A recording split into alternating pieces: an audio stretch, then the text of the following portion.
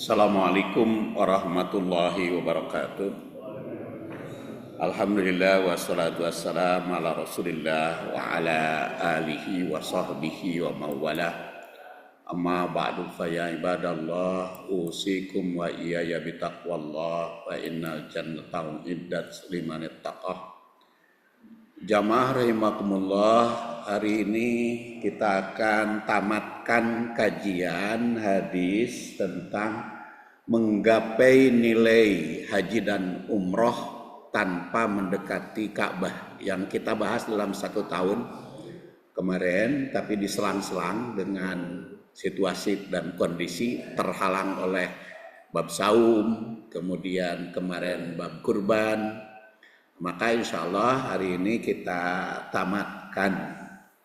Dan bukunya lumayan, setelah beberapa kali diskusi saya kumpulkan jadi 184 halaman. Sebetulnya saya bisa tiap bulan menerbitkan buku untuk dibahas di sini, tapi ya karena keterbatasan modal ya, bukan keterbatasan tenaga. Kalau tenaga sih saya setiap bulan bisa menerbitkan 1 buku. Modalnya terlalu besar, jadi akhirnya ya diangsur sedikit-sedikit. Jadi terbit paling setahun sekali tapi kemarin bab kurban mah bisa sekaligus ya. Jadi kalau bagi bapak-bapak, ibu-ibu kalau ada yang mau ikut berinfak fisabilillah untuk menerbitkan buku, itu silahkan bisa. Saya tempel di sini di kata pengantar nomor rekeningnya. Baik ibu-ibu, ibu mah nggak ada ya? Ada ibu dan bapak-bapak rahimakumullah. Hari ini kita akan tamatkan jadi bab takwil dan tatbik. Itu halaman 161. Ya, takwil dan tatbiknya halaman 161. Kita lihat hadisnya adalah qala Rasulullah sallallahu alaihi wasallam man shallal ghadata fi jama'atin summa qa'ada yadhkurullaha hatta tatlu asy-syamsu summa shalla rak'atain kanat lahu ka ajri hajjatin wa umratin. Qala Rasulullah SAW tamah. Jadi Rasul bersabda, barang siapa yang sholat subuh berjamaah kemudian duduk berzikir kepada Allah seperti yang kita lakukan sekarang ini, hatta tatlu asyamsu, sehingga terbit matahari, yang sudah kita bahas, terbit mataharinya sudah naik ya, makanya jangan sampai langsung terbit matahari sholat. Nah, tatlu'a itu sudah naik, bahkan dikatakan romhun atau romhain ya, mungkin 5 menit atau 10 menit jarak dari terbit matahari, pokoknya sudah naik. Kemudian sholat rakaatain, sholat 2 rakaat, kanat maka ada lahu baginya ka ajri hajjah, seperti pahala haji, wa umratin dan umroh. Qala dan Rasul dan Anas itu kan nanya gimana itu, karena kan hadisnya dari Anas bin Malik, gimana itu? Maka Rasul menjawab tamah, sempurna. Nah, kita lihat takwil pertama. Takwil berbasis esensinya. Salat berjamaah subuh itu sangat penting artinya. Sangat tinggi nilainya. Oleh karena itu menanamkan semangat bagi setiap umat untuk melaksanakannya secara rutin. Karena penting takwilnya. Dan yang kedua, sebelum sholat subuh menunggu iqomah hanya ada 1 sholat, yaitu 2 rakaat.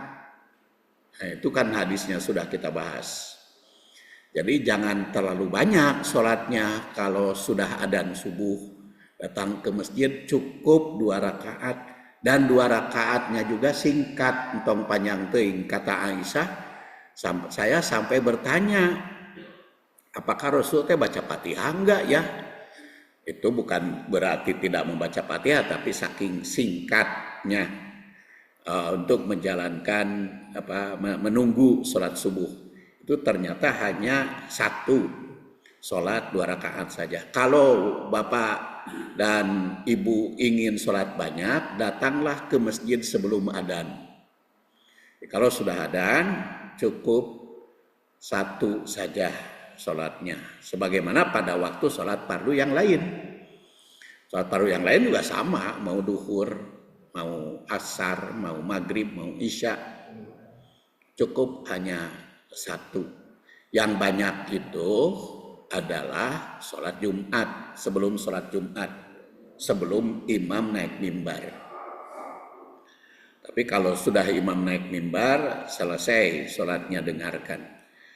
Kemudian sholat berjamaah yang sempurna adalah yang dilakukan sejak takbiratul ihram hingga salam mengikuti imam. Jadi kalau telat, beda lagi pahalanya. Kemudian yang keempat, setelah sholat jamaah subuh dilakukan berzikir qauli. Kemudian paling bagus adalah diadakan membaca, mengkaji, menelaah, dan mendiskusikan Al-Quran dan hadis. Jadi diskusi seperti sekarang ini, baik isinya Al-Quran maupun hadis. Bahkan ketika Rasulullah SAW diriwayatkan oleh Jabir bin Abdullah ya, sampai mendiskusikannya itu ramai, sampai Rasul sampai tersenyum karena sahabat ada yang berbicara masa jahiliyah ya. Kemudian yang kelima, dzikir yang tercantum dalam Al-Quran sekurang-kurangnya mengandung 18 makna. Ini sudah kita bahas. Itu kita kutip dari Ad-Damaghani, 18 makna dzikir di dalam Al-Quran. Tergantung pada susunan ayat yang semua itu bisa dimanifestasikan dalam berbagai aspek kehidupan. Keenam, dambaan setiap muslim yang menginginkan pergi ke Mekah untuk haji dan umroh ada solusinya. Kalau ingin haji dan umroh tapi tidak punya kesempatan, baik kesempatannya karena nafkah kurang, ada anaknya, biaya, atau karena kuota, ya, atau karena apa saja, maka solusinya perbanyaklah ibadah di masjid terdekat. Solusinya itu ibadah dengan khusyuk di masjid terdekat, tidak perlu cari masjid yang jauh. Ketujuh, ibadah yang bernilai haji dan umroh berdasar hadis ini adalah sholat berjamaah subuh yang sempurna, berada di masjid tempat sholat hingga terbit matahari, kemudian berzikir baik lisan, qalbi dalam hati maupun fi'li perbuatan, seperti perbuatan diskusi, atau seperti ada juga kadang-kadang membagikan makanan kan di sini, itu juga termasuk amal soleh kalau bukan hari saum. Kemudian sholat 2 rakaat setelah matahari naik dari terbitnya, itu takwil dari sudut berbasis esensi. Kemudian berbasis beberapa dimensi. Pertama, dimensi teologis, akidah, yaitu takrib atau taqarrub ilallah. Hadis ini menunjukkan rahmat dan kemurahan Allah yang membalas amal kecil dengan pahala besar. Amalnya kecil, cuman ya berapa waktulah, jamnya, ya jam membutuhkan jam lah.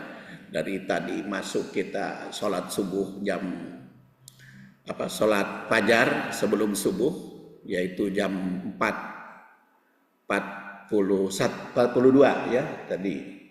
Kemudian nanti diselesaikan dengan sholat isrok atau sholat duha atau sholat awabin, maka istilah nama bade numana wae. Nah, itu di bagian terakhirnya dibahas. Jadi di bagian terakhir sebelum takwil itu saya bahas. Jadi ada istilahnya sholat isyraq, ada istilahnya sholat duha, ada istilahnya sholat awabin. Ada juga yang menafsirkan sholat isyraq lamun buru-buru dilaksanakan setelah terbit matahari naik langsung sholat, itu namanya isyraq. Kalau di tengah-tengah seperti jam 9, jam 10 itu adalah duha. Kalau sedang sibuk tapi nyempatkan dulu untuk sholat berakaat, itu awabin. Itu mah tafsiran, interpretasi. Jadi bukan apa ketentuan hadis. Dah hadis nama ente nyebut mun jam sekieu disebut isyraq, mun jam sakieu disebut duha, mun jam sakieu disebut awabin. Hadis mah enggak nyebut begitu, tapi itu mah tafsiran, interpretasi. Ya tafsiran mah kan kita hormati saja. Sama seperti tahajud kan begitu. Ada yang mengatakan kalau langsung setelah sholat isya itu namanya qiyamul lail, kalau sudah bangun tidur tahajud gitu, dan sebagainya. Tapi kalau dalam Quran dan hadis mah sarua we hadis teh eta keneh gitu. Itu yang kita bahas. Kemudian dimensi spiritual itu adalah tazkiyatun nafas ya. Jadi duduk setelah sholat subuh berzikir, latihan jiwa, riyadhah ya. Diam, tenang, menyendiri bisa. Itu dekat bersama Allah. Maka 2 rakaat setelah matahari terbit itu bentuk ubudiyah. Dan ini juga tersirat dalam surat Al-A'raf 205. Kemudian dimensi psikologis tentu duduk tenang setelah sholat subuh dalam zikir memberikan ketenangan batin kan, kestabilan emosi dan kesiapan mental untuk menghadapi hari yang banyak tantangan nanti. Jadi ini zikir di pagi hari itu berdampak pada aktivasi hormon serotonin dia segala macam ya. Kemudian dimensi sosiologis tentu saja dalam ritme kehidupan sosial Islam. Orang yang terbiasa berzikir hingga matahari terbit itu akan menjadi sosok produktif secara spiritual karena itu dibina pagi-paginya, maka akan siap menghadapi tantangan. Dimensi fikih dan amal tentu hadis ini menjadi landasan utama. Fadilah sholat isyraq duha. Kemudian mewujudkan bahwa zikir pagi adalah ibadah besar. Walaupun sifatnya kecil, cuman ngahaja berapa menit begitu. Ya 4.42 sampai mungkin jam 6.15 lah. Mungkin bisa 2 jam ya atau 1,5 tahun. Dimensi edukatif tentu adalah pendidikan karakter mukmin. Yang pendidikan karakter mukmin itu diperintahkan di dalam hadis muru auladakum bis-shalah wa hum sab'un, yaitu perintah anakmu salat ketika berusia 7 tahun. Jadi pendidikan karakter itu sejak umur 7 tahun, kedisiplinannya. Dan tidak boleh dihukum anak sebelum umur 10 tahun. Karena yang boleh dihukum itu kalau sudah berusia 10 tahun. Dan berdasar hadis itu juga pendidikan karakter tidak boleh berpisah dari rumah orang tua sebelum anak 10 tahun. Jadi kalau mau memasantrenkan anak usia SMP, jangan usia SD dipasantrenkan, dipisah dari rumah. Nah itu bukunya 136 halaman buku saya tentang itu. Ya 136 halaman itu tentang hadis muru auladakum bis-shalah. Dulu di sini sudah dibahas tapi belum dibagikan, belum di buku. Tapi sudah saya bukukan. Kemudian dimensi etik dan estetik tentu saja mengajarkan keindahan ibadah, pikir, tenang. Kemudian takwil dari postmodern tentu saja ini konteksnya itu karakter umum, ya. Jadi memberikan peluang untuk menafsirkan hadis itu seluas-luasnya.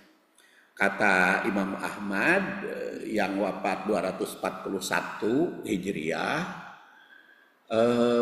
rasio boleh digunakan untuk menafsir untuk syarah hadis, tapi tidak boleh menilai hadis dengan rasio, kata Imam Ahmad kan gitu.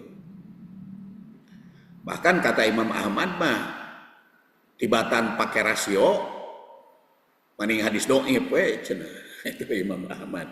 Itu kan pendapat beliau ya. Pendapat beliau. Tapi kalau Imam Bukhari kan beda. Imam Bukhari kalau hadis dhaif nggak bisa dipakai Imam Bukhari mah. Kalau Imam Ahmad bisa saja hadis dhaif asal tidak maudhu, tidak palsu. Kalau di dalam Fadhailul Amal itu antara imam hadis berbeda. Kalau Imam Bukhari mah tidak. Yang namanya dhaif mah bukan hadis. Jadi tidak diterima. Tapi kenapa Imam Ahmad itu menekankan ke sana? Karena banyak manusia itu menggunakan rasio sehingga menganggap karena hadis ini bertentangan dengan akal pikiran, tidak ilmiah, lalu ditolak. Tidak demikian. Yang namanya rasio mah, pikiran mah berubah-ubah dan beda-beda kan. Hasil penelitian masa silam dengan hasil penelitian terakhir kan beda. Makanya para ilmuwan kan tidak pernah hasil penelitian menyebut signifikansi 100% kan nggak pernah kan. Paling tinggi 99%, walaupun ilmu eksak. Jadi ini di zaman modern juga, zaman kontemporer atau zaman postmodern juga, kita jangan mendahulukan akal, tetap hadis harus.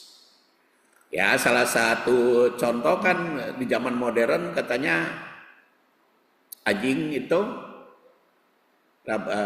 anti rabies kan bisa divaksin. Jadi bisa dicuci dengan sabun yang modern kan, bakteri anjing itu kan bisa mati itu. Tapi kan cek hadis tanah, ya tanah gitu. Cek hadis tanah. Nah itu kan menurut rasio bisa diganti dengan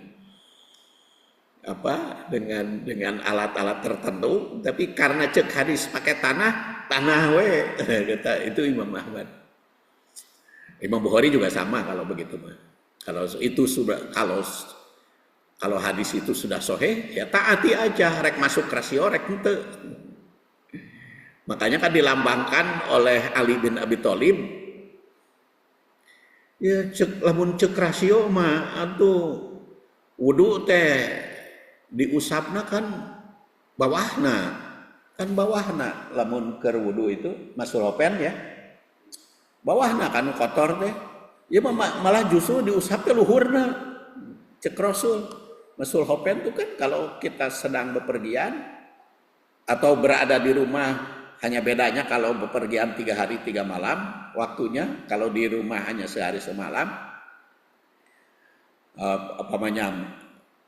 Kalau di rumah sakit, umpamanya tidak bisa buka kaos kaki, kan diusap itu atasnya, wudu itu. Atau bepergian sedang dinas tentara, kan sepatunya hararese dibuka atasnya. Muncul rasio, kata Ali bin Abi Thalib, bawah itu. Tapi karena hadis begitu, nah itulah. Jadi walaupun postmodern, wayahna aya nu mutlak gitu. Kemudian Umar bin Khattab juga kan pernah mengatakan ketika mau mencium Hajar Aswad, ini anaki Hajar, saya tahu engkau itu batu katanya ke Hajar Aswad. Tapi karena Rasul mencium kamu, ya saya mencium juga. Walaupun tengah arti. Itu rasio. Kemudian hadis itu secara postmodern tentu saja adalah bisa dari sudut spiritual, bisa dari makna haji dan umroh itu sebagai simbol. Di postmodern haji dan umroh dalam hadis ini ditakwil sebagai simbol kedekatan spiritual tertinggi yang bisa tercapai siapa saja tanpa harus terikat oleh batasan baik geografis, ekonomi atau fisik. Spiritual tertinggi. Sekarang Pak Husain ya sedang haji, mau pulang hari ini mungkin kalau tidak salah, atau sudah jadwalnya. Dan anak saya, cucu ya, bukan anak cucu saya baru berangkat Sabtu kemarin. Itu cucu saya 5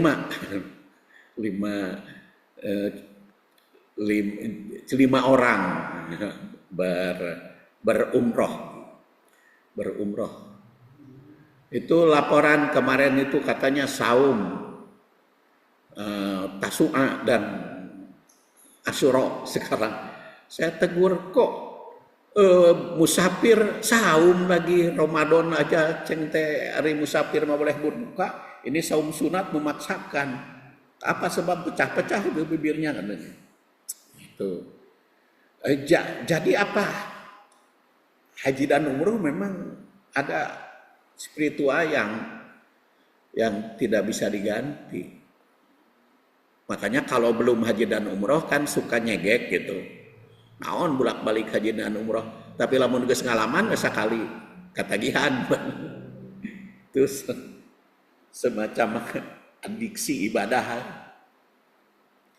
Makanya di sini ada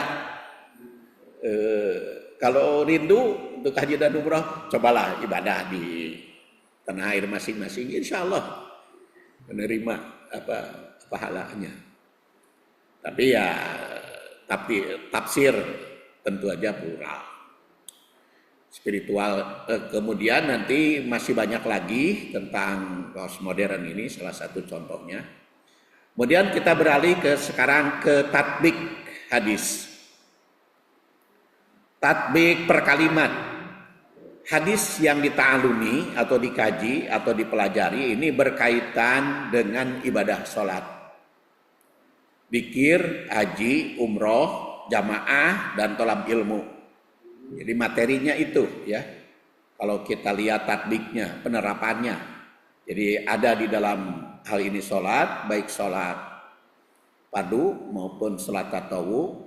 Kemudian ada zikir, baik qauli, qalbi maupun fi'li. Kemudian ada haji disebut, ada umroh. Yang istilahnya kalau haji mabrur, kalau umroh mutaqabbalah. Itu istilah hadis. Ada jamaah dan ada tolab ilmu. Kemudian kalimat man sholla al-godah fi jamaah itu berlaku umum. Man itu baik bagi laki-laki maupun perempuan. Oleh karena itu masjid perlu menyediakan fasilitas untuk yang beribadah, baik bagi laki-laki maupun perempuan. Jadi harus ada fasilitas. Karena walaupun bagi perempuan ada dispensasi. Itu seperti Ummu Abad itu hadisnya sudah kita bahas. Kata Ummu Abad kan, ya Rasulullah, kan saya senang ingin sholat berjamaah bersamamu di Masjid Nabawi. Tapi kenapa saya disuruh di rumah? Nah, kan begitu bertanya. Ya, maka Rasulullah SAW menjawab, ya tetap saja rumahmu lebih unggul dari masjid untuk digunakan sholat sampai Rasul. Jadi memang bagi perempuan mempunyai keunggulan sholat di rumah Makanya ibu yang datang ke sini hari ini tujuannya selain sholat berjamaah juga adalah tolab ilmu, meraih haji dan umroh itu tolab ilmu. Tapi lamun sholat wungkul ke masjidnya balik deui, Sholat berjamaah hungkul di masjid, balik deui langsung, tidak ada kegiatan tolab ilmu, tetap aja bagi ibu-ibu lebih afdol di rumah. Kalau ada tolab ilmu, di situ keunggulannya. Sama sholat taraweh juga kalau kita bicara baca hadis. Kalau datang ke masjid hanya sholat taraweh hungkul berjamaahnya, tidak mendengar ceramah, tidak mendengar pengajian, langsung pulang, anger we di rumah lebih unggul. Makanya kalau ada masjid tidak menyelenggarakan ceramah taraweh, tidak ada tolab ilmu, maka tidak ada keunggulan bagi ibu-ibu. Karena ibu-ibu mah sholat taraweh juga sama, lebih unggul di rumah, kecuali kalau ada tolab ilmu. Karena tolab ilmu itu khairun minas salat an-nafilah, itu kata Asy-Syafi'i, bukan kata hadis. Tolab ilmu khairun atau abdolu ya, ada khairun, ada abdolu min salatin nafilah, dari salat sunat tolab ilmu itu dibanding salat sunat atau dibanding zikir yang lain tolab ilmu. Itu dikutip oleh kitab Al-Majmu' oleh An-Nawawi, itu halaman 11 dan halaman 20 juz 1. Kemudian hadis tatbik, hadis summa qa'ada yadkurullah hatta tatlu asy-syamsu, itu menunjukkan bahwa mengisi masa tunggu di masjid itu bukan menganggur, bukan ngahuleng. Masa tunggu di masjid itu bukan ngobrol yang tidak terarah, tapi menjurus kepada zikir yang luas, yang banyak manfaatnya, ya tadabbur Al-Quran maupun ta'allum hadis. Maka diusahakan di tiap masjid itu ada diskusi subuh, itu dorongan tatbiknya.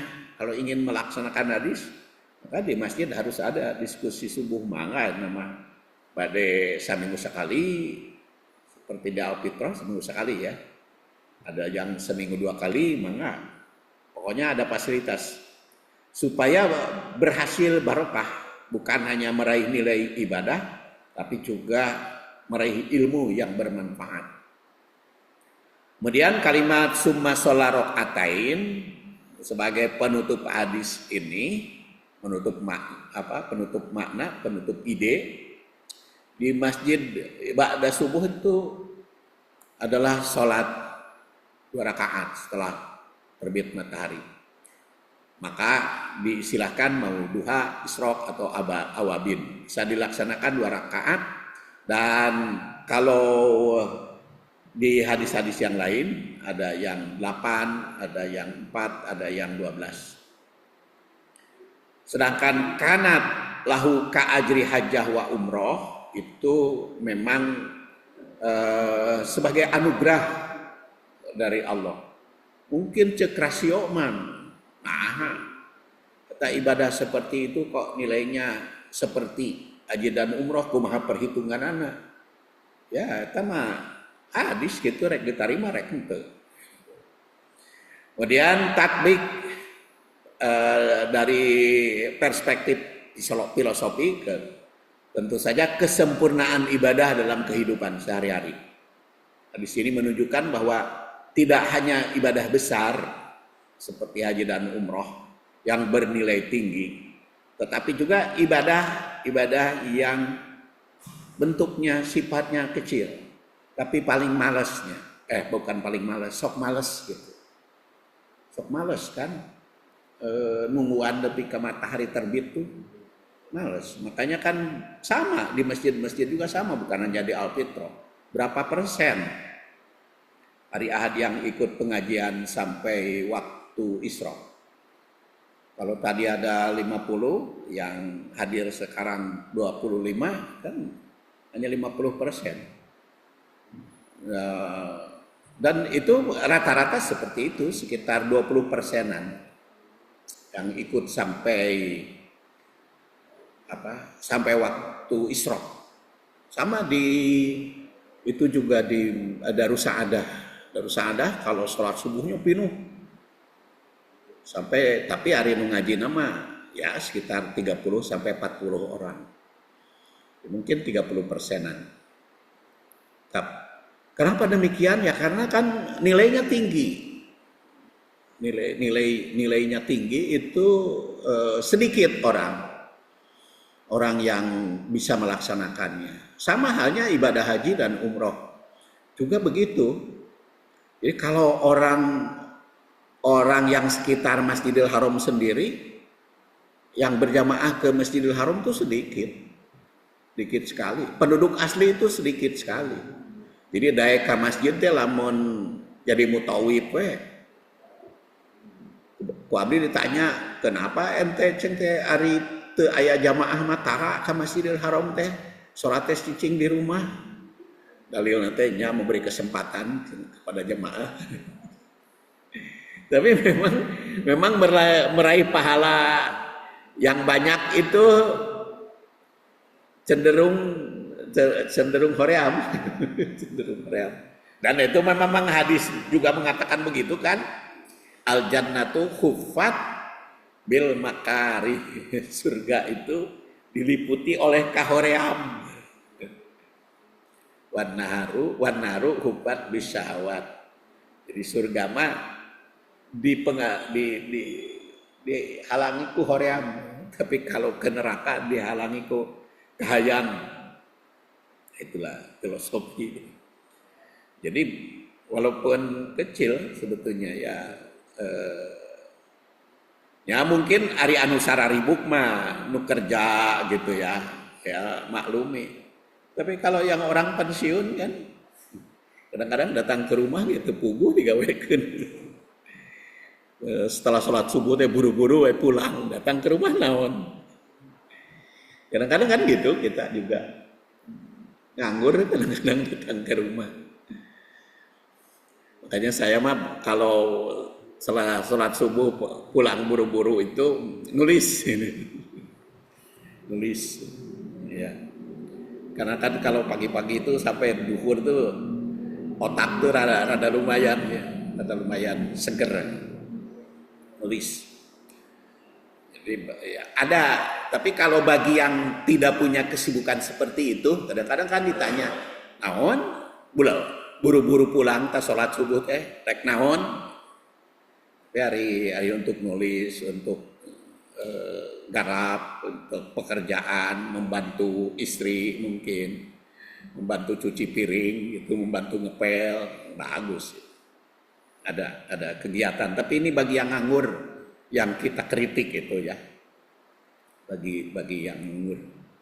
Tapi kalau menurut pengalaman saya itu nulis itu paling produktif itu ya, pagi-pagi itu. Ya pengalaman bab kurban kemarin kan dikasih tahu oleh DKM Alfitroh hari Jumat. Padahal hari Jumat saya nganter istri ke rumah sakit, sehingga dikerjakeun teh cuman malam Sabtu dikerjakeun 92 halaman ya. Sabtu selesai malam Minggu jam 9 ya, hanya sehari 2 malam potong datang ke tukang fotokopi geus rek tutup dipaksa tuh. Jadi produktif memang. Kemudian nilai waktu pagi hari itu adalah waktu yang sangat dianjurkan dalam Islam untuk memulai aktivitas. Duduk setelah subuh berzikir sampai matahari terbit itu menggunakan waktu yang seefektif mungkin, sebagus mungkin. Zikir juga tentu saja secara filosofi adalah kesadaran spiritual. Dan penghargaan Allah itu cukup tinggi bagi amal yang sifatnya kecil. Teu pati ripuh teuing, teu pati ngaripuhkeun gitu, tapi nilainya hebat. Dan kesempurnaan spiritual dalam Islam. Jadi kalimat tamah, sempurna dalam hadis ini menegaskan bahwa ibadah yang dilakukan sesuai sunnah itu sempurna. Jadi kalau ada teladannya dari Rasul itu pasti paling hebat.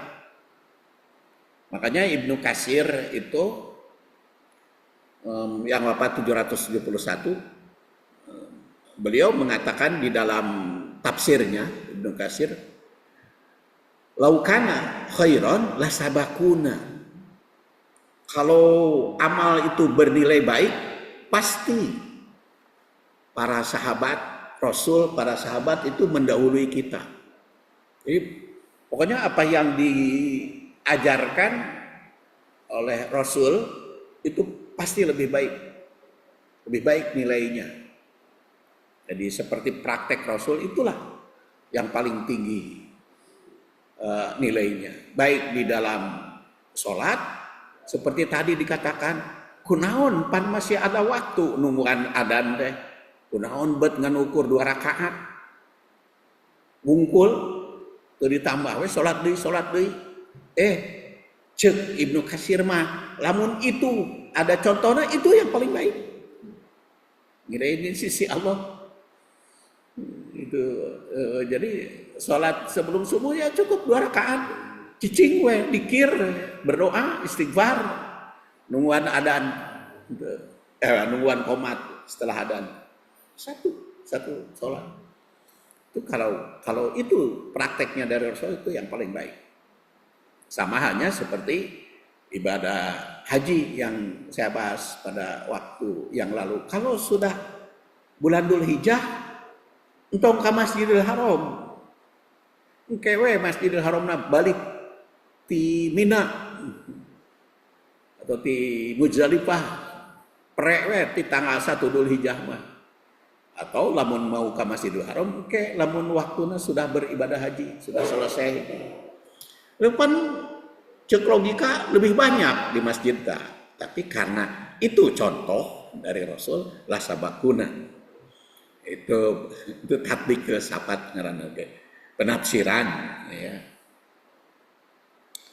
Jadi mengenai meraih nilai haji dan umroh tuh tanpa pergi ke Mekah itu melalui amal seperti sholat yang di situ ya itu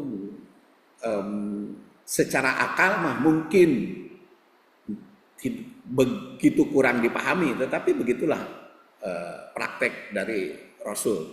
Dan ini filsafatnya macam-macam, ada filsafat sufisme, dari tasawuf, ada relativitas dan lain sebagainya. Kemudian kita juga bisa dilihat dari antropologi, dari filsafat yang lain, dari tatbiknya, dari sosiologi, dan termasuk juga dari pendekatan-pendekatan yang lainnya. Karena sudah mendekati jam 6, jadi saya langsung ke kesimpulan. Karena ini bukunya harus sudah tamat ya. Jadi nanti bulan depan harus buku yang baru. Jadi atau buku yang baru atau makalah seperti biasa, enggak apa-apa. Kita lihat ke kesimpulan itu halaman 175. Kesimpulan yang pertama, keaslian dan validitas hadis. Karena kan hadis ini kita teliti, kita kaji dengan metodologi berbasis tak 11. Jadi keaslian dan validitas hadis, sanad maupun matan diriwayatkan oleh At-Tirmidzi yang menganggapnya hasan gharib. Namun keabsahannya disahkan oleh ulama pengeritik hadis. Jadi hadis ini termasuk hadis ahad, bukan mutawatir, tapi banyak ulama yang beranggapan sahih. Kata At-Tirmidzi hasan gharib, tapi banyak ulama yang menganggapnya sahih. Oleh karena itu, hadis ini dapat dijadikan dasar hukum, walau bukan hadis mutawatir. Kedua, makna lapan, terjemah mufradat dan syarah ulama dipahami bahwa hadis ini baik secara hakiki maupun majazi. Bisa makna hakiki, bisa majazi. Secara hakiki mengandung arti bahwa ada ibadah yang bisa dilaksanakan oleh setiap umat, yaitu sholat tadi, setiap umat kan bisa. dan memiliki nilai sederajat haji dan umroh. Kalau haji dan umroh kan tidak setiap umat bisa melaksanakan, tapi kalau ibadah ini mah bisa. Dia walau tidak pergi ke Mekah. Jadi secara maknawi mengandung arti ada solusi bagi umat yang tidak mampu pergi ke Mekah untuk meraih nilai haji dan umroh dengan ibadah maksimal di tempat sendiri. Sedangkan yang ditegaskan sempurna itu bisa mengandung arti sempurna pahala, bisa juga mengandung arti sempurna ibadah. Dan yang ketiga, korelasi dengan Al-Quran dan hadis lain atau tanasub istilahnya, mencakup sholat sunat qabla subuh, sholat subuh berjamaah, dzikir, di antara ibadah khusus, bahkan perbincangan yang dilakukan sahabat bersama Rasul dalam diskusi. Ini merupakan fleksibilitas ibadah yang mencakup ritual maupun sosial. Jadi ketika nunggu matahari terbit, bukan hanya dzikir ritual saja. Karena dzikir itu ternyata cukup luas maknanya. Dalam Al-Quran sampai 18 makna maupun sunnah, bahkan sampai dzikir dengan sendi-sendi kan. Nah, kita bahas hadisnya. Sepantasnya ditaati oleh umat.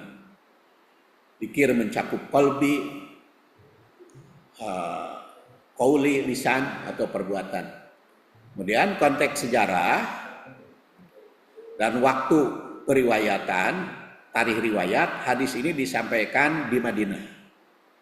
Jadi sudah ada kewajiban ibadah haji. Berarti kalau kita dari sudut sejarah, hadis ini kira-kira disabdakan oleh Rasul setelah tahun ke-10 ya. Jadi mungkin terakhir ya. Karena sudah melaksanakan ibadah haji. Jadi beribadah secara. Jadi muncul dalam suasana penguatan amal lokal dengan nilai spiritual tinggi. Jadi riwayat Anas itu mengindikasikan bahwa praktek ini menjadi kebiasaan yang ditekankan bagi sahabat. Kemudian takwil juga tatbiknya kepada sosiologi, berzikir dan sebagainya itu bisa dilihat. Kemudian nilai-nilai praktis dan edukatif, disiplin waktu, ini mengajarkan, kemudian konsisten hadir sejak subuh, membangun ritual, kemudian relevansi dengan pembentukan karakter mukmin, jadi produktif dimulai sejak pagi. Jadi hadis ini nilainya kan didoakan oleh Rasulullah, Allahumma barik li ummati fi bukuriha, keberkahan pagi-pagi. Rekomendasi keilmuan hadis, kajian sanad dan matan itu disarankan kepada para peneliti, maka dilanjutkan oleh para peneliti baik ilmu ataupun ilmuwan ataupun mahasiswa hadis ini studi lanjut baik fasilitas dan yang lainnya. Dan rekomendasi kepada pendidikan, hadis ini sangat cocok dijadikan materi pembentukan karakter spiritual produktif. Kemudian bagi sosial tentu saja subuh berjamaah ini patut dipromosikan, patut didorong, sosiologis dan lain sebagainya. Dan masih banyak lagi. Jadi rekomendasi akhir penelitian pengajuan ini penguatan praktis ibadah pagi berbasis hadis. Kalimat penutup, jadi man sholal ghoda fi jamaah, itu bahwa hadis ini bukan hanya memiliki landasan sanad dan matan yang dapat diterima dalam ranah fadhailul amal, tetapi juga mengandung kekayaan makna. Itulah penutupnya. Sebagai penutup, hadis ini menjadi landasan kuat dalam upaya membangun karakter mukmin yang tangguh secara spiritual dan produktif secara sosial. Penelitian ini merekomendasikan nilai-nilai di dalam segala aspek kehidupan. jam 6 lewat 1 menit saya anggap cukup. Tapi kalau ada pertanyaan sambil nunggu hujan, enggak.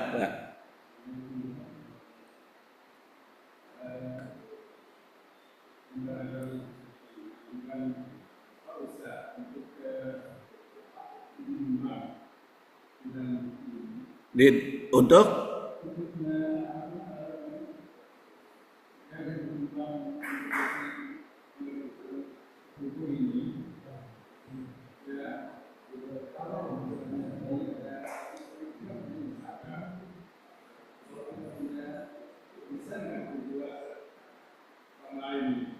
dijual.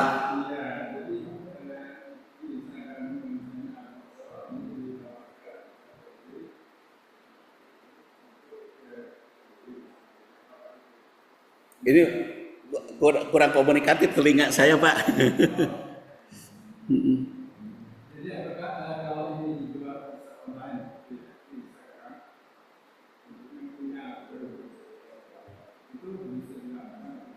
Ya, itu kan selalu membahas ini saya rekam di YouTube.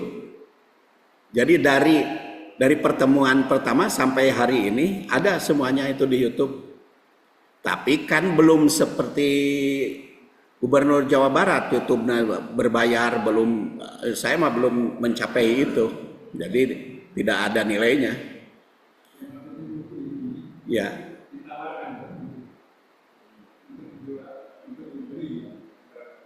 Iya, mangga kalau untuk dijual mah bagus ke penerbit ya. Karena kan ya mangga itu dari bulan Ramadan sampai sekarang itu ada 5 buku saya yang hampir sama, pokoknya sekitar 100 halaman gitu ya, kadang 92, itu ada 5. Dan yang terbit secara berangsur, buku saya yang baru terbit sekarang ini Permata Hadis, kumpulan hadis yang berkaitan dengan nikah dan muamalah. Jadi hadis yang berkaitan dengan nikah dan muamalah itu sudah dibahas di Al-Fitrah. Lalu si makalah-makalah tersebut saya kumpulkan dan sudah terbit di Jogja. Itu sudah dapat ISBN-nya otomatis. Terus surat Al-Fatihah itu juga sudah dibahas di sini, sudah terbit itu juga di Jogja. Sekarang lagi proses terbit itu Ulumul Hadis. Dan alhamdulillah bersyukurnya kepada Allah, walaupun saya dosen luar biasa, ya, tidak punya gaji tetap sekarang itu, dosen luar biasa, tapi buku-buku saya itu jadi buku wajib di Fakultas Tarbiyah itu.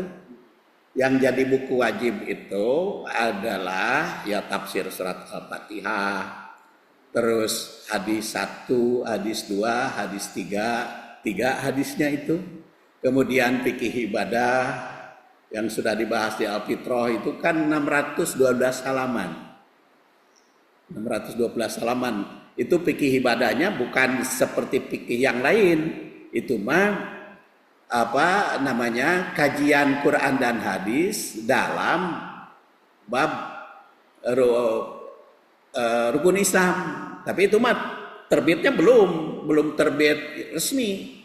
Tapi itu jadi buku wajib. Kemudian fikih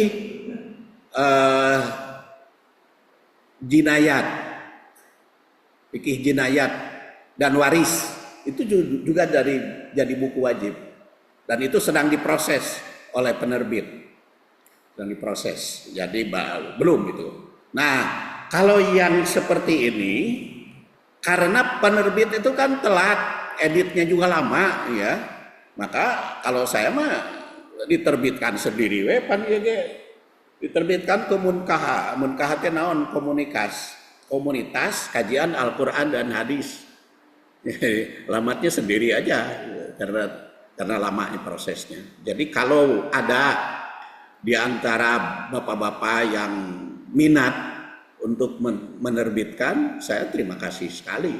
Karena kalau sudah terbit resmi kan ada di e-book ya. Di e-book kan ada itu, seperti buku-buku yang sudah terbit. Jadi bisa dibaca. Dan ada juga yang masuk ke jurnal. Kenapa di jurnalnya tidak atas nama Saifuddin nomor satunya, selalu di jurnal nama saya nomor 2. Kenapa gitu? Ngarah ke mayar saya anak kan kebuka duit mayar apa. Jadi kalau dosen tetap, dosen Unisba yang dosen tetap, dia nerbitkan nama dia 1, nama saya nomor 2, kan dibayar ke Unisba digantian. Tapi kalau nomor 1-nya saya terdibayar, itu taktik strategi ngarah ke mayar. Dah itu pensiun mah tuh boga duit itu, seperti sekarang ini bisa terbit nganyuk heula, tukang kopinya nganyuk, dibayarnya iraha nya engke lah mun aya nu mare inu menang gitu. Jadi dan itu saya selalu jadi nganyuk dulu engke we nya geus aya duit da kan. Kalau saya sudah tidak menerima pensiun lagi dari Unisba karena sudah diambil semua gitu. Nah, itulah. Jadi rahasia pribadi, rahasia perusahaan. Jadi kalau tadi ada usulan mau diterbitkan, mangga pisan. Dan mau mencantumkan nama, jadi di Unisba itu namanya 3 ya. Nama saya 1, kemudian Dr. Ikin, ada nomor 2-nya. Kalau ulumul hadis nama saya nomor 1, yang keduanya Dr. Hambali gitu. Kan ari bukan doktor mah arbung maca doktorna. Makanya kenapa saya kuliah lagi ya supaya diakui oleh para doktor gitu. Ya kalau saya mah nggak punya kredit poin, Pak, karena kan sudah pensiun, tidak ada apa-apanya gitu. Tapi itu untuk aja, untuk bisa dibaca. Saya kira itu kalau tidak ada pertanyaan lagi, Pak.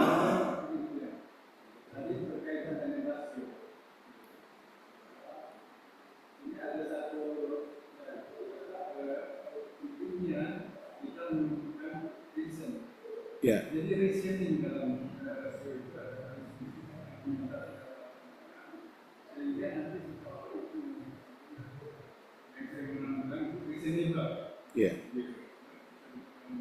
ya. Ya riset itu bagus kan, rasio kan, riset itu bisa rasio sendiri, bisa rasio orang banyak. Kalau kuantitas ya, itu kan pendapat orang banyak. Tapi kalau seperti tadi saya katakan, kata Imam Ahmad, kalau hasil riset itu berbeda dengan hadis, maka dahulukan hadis. Kenapa? Karena hasil riset tidak 100% benarnya. Makanya di dalam hasil riset tidak ada yang signifikansi 100% walaupun ilmu eksak. Di ITB aja nggak ada kan. Anak saya sebut kan sudah jadi promotor doktor juga di ITB-nya, di teknik fisika. Itu tidak ada hasil riset itu yang 100%, hasilnya 99. Jadi yang 100% mah hadis. Itu otomatis. Jadi mangga riset mangga. Jadi tapi jangan sampai membatalkan. Ya salah satu contoh tadi tentang anjing gitu. Dan cek hadis kudu taneuh. Walaupun hasil risetnya bisa ku yang lain, tetap yang saya amalkan pakai taneuh gitu. Ya tidak ada yang final, hasil riset tidak ada yang final. Apalagi di postmodern kan tidak ada yang baku kan dalam pengertian postmodern mah semuanya relatif Relatif itu adalah hasil riset. Jadi bukan Quran dan hadis, Quran dan hadis mah. Makanya pemikiran Fajrul Rahman itu mengatakan semua ilmu itu adalah tidak ada yang final, tetapi ada yang final dalam Islam, yaitu Quran hadis. Quran hadis teh Qur'ana jeung hadisna, ai tafsirna mah teu final.